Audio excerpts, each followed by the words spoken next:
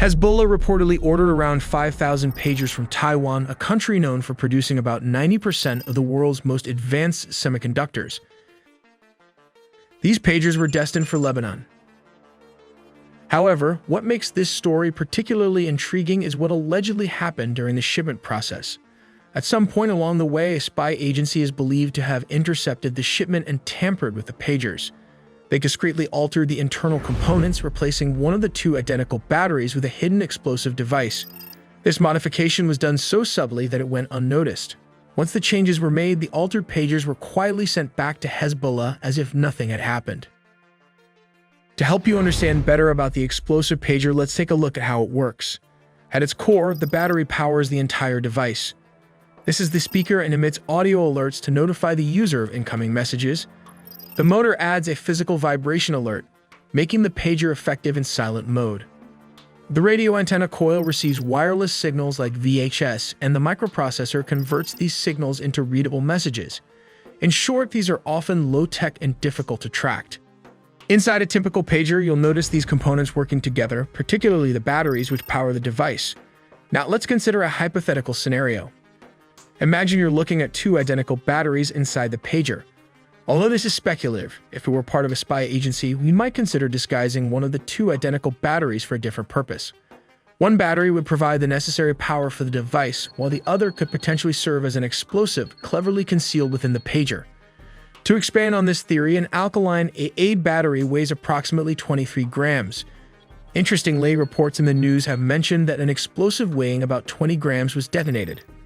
This similarity in weight lends some plausibility to the idea that a battery could be used as a disguised explosive device. We believe there was a timer for triggering this explosive that can disable or unalive an adult if placed at the correct time.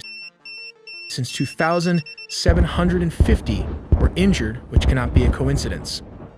In one instance, a pager explosion occurred at a grocery store, and a small handheld device, seemingly just another pager, was carried by a possible Hezbollah operative.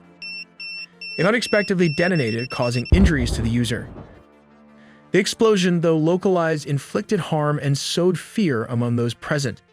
This raises the question, why did Hezbollah begin using pagers instead of simple mobile phones? Well, it all started with the Faraj Shikar bombings, better explained in the video ahead, after the October 7 attack and the Druza football field missile incident. The Israeli spy agency started planning the assassination of Fuad Shukr. They did this by hacking into the mobile network of the Hezbollah military commanders. Let's delve into the details of how this assassination unfolded. Southern Beirut, Lebanon serves as a stronghold for Hezbollah, where Fuad Shukr resided in a fortified 7-story building. This building was not only his home, but also served as a base of operations, with his office strategically located on the 2nd floor, allowing him to oversee and coordinate critical military activities. On the day of the assassination, Fuad Shukr was working in his office, likely engaged in the planning and communication that were vital to Hezbollah's operations. Unbeknownst to him, Israeli intelligence was closely monitoring his movements and communications. According to reports, Israeli intelligence managed to intercept a Hezbollah phone call, which played a crucial role in the assassination plot. The intercepted call was manipulated to deliver a false directive, instructing Fuad Shukr to return to his residence on the top floor of the same building. The urgency of the message was designed to make the commander believe it was a matter of immediate importance. This clever ruse was a deliberate attempt to isolate Fuad Shukr in a specific location, ensuring that the strike would be as effective as possible. The plan succeeded as soon as confirmation was received that the commander had entered his 7th-floor apartment. The final phase of the operation was set into motion. An aircraft, possibly an F-16, was dispatched to carry out the precision strike. Equipped with a laser-guided bomb, similar to the highly advanced Spice weapon, the aircraft locked onto the target.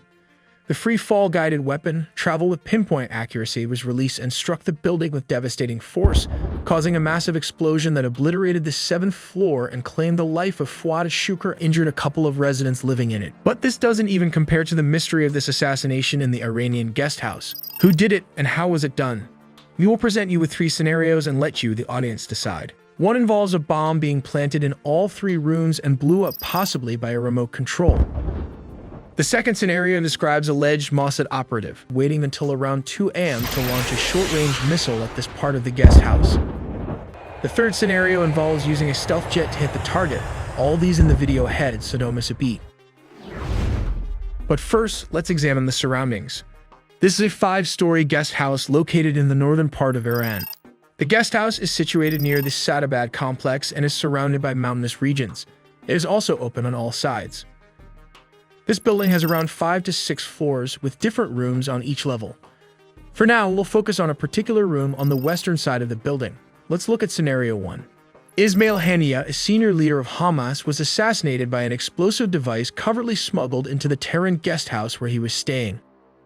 This account is according to 7 Middle Eastern officials, including 2 Iranians and an American official. It's important to note that this is one of the most heavily guarded areas in Iran, under the protection of the Iranian Revolutionary Guard.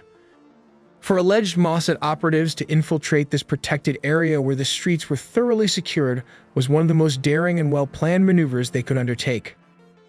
From this top angle, we can see Haniyeh's car entering this part of the building. He stayed in this section of the guest house, probably in this specific portion, which has been reported to be his favorite area whenever he visits Iran. This is the tricky part. According to several reports, the bomb was planted 2 months ago, allegedly by operatives possibly either Iranian or Mossad. Let's consider C4 as the explosive used in this case. It typically consists of a remote controller and a main warhead, which is composed of explosives, a plastic binder, a plasticizer to make it malleable, and usually a marker or odorizing tagged chemical. Although small, C4 can destroy a room with a blast radius of around 4 to 20 feet. Here's how it might have worked. The agents, as suggested, placed the bomb in all 3 rooms 2 months ago. Then, when the time was right, it returned to the desired area near the mountain and activated the explosive from a safe distance by hitting the switch, taking out Haniyeh and his bodyguard, along with the destruction of this part of the room. Let's take a look at Scenario 2. There were reports from some witnesses that an object was seen flying from the mountainous region and exploded late at night.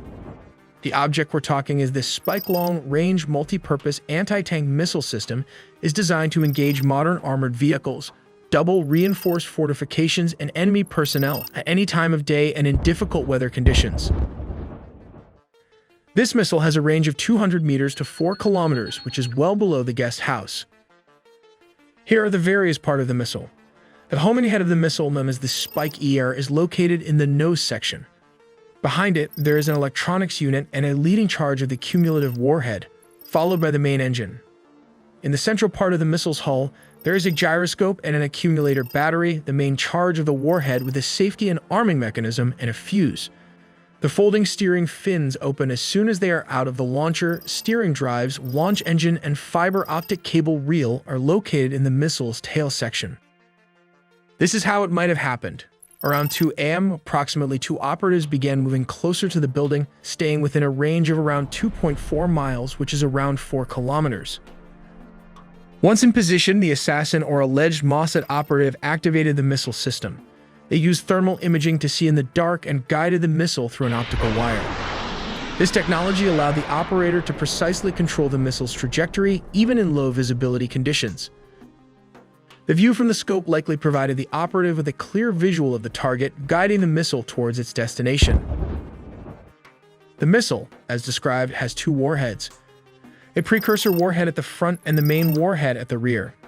The precursor warhead is designed to penetrate reinforced structures, such as double-layered concrete walls.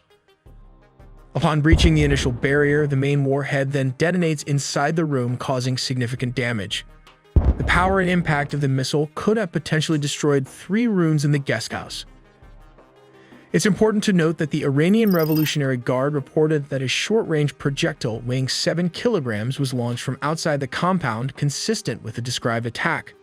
This information aligns with the possibility of an external assault using a missile system like the Spike. And the final third scenario involves using a stealth fighter jet like the F-35. However, Iran's air defense forces include the S-300, a Russian long-range surface-to-air missile defense system. Iran purchased the S-300 from Russia in late 2016 for $800 million. Given this, I doubt Israel would risk a $100 million aircraft for a single target, such as this guest house in Tehran, especially considering the potential for being targeted from every angle. Therefore, what I think is happening is that a short-range missile, like this one, might be used instead, but in the fog of war, any one of these could be a possibility. We also make original engineering content, so please subscribe and hit the notification bell for more videos.